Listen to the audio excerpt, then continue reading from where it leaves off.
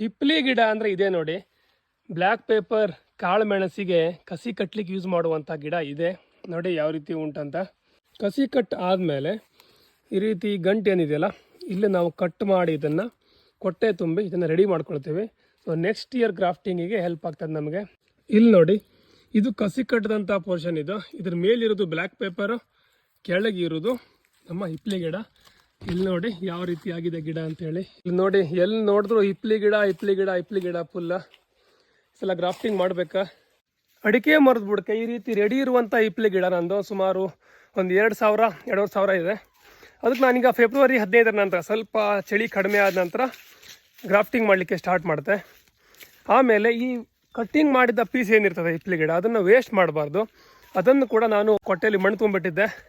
ಅದರಲ್ಲಿ ನೆಟ್ಟು ರೆಡಿ ಮಾಡಿಕೊಂಡು ನೆಕ್ಸ್ಟ್ ಇಯರಿಗೆ ಗ್ರಾಫ್ಟಿಂಗ್ ಮಾಡಿ ತಂದು ನೆಡಲಿಕ್ಕೆ ಹೆಲ್ಪ್ ಆಗ್ತದೆ.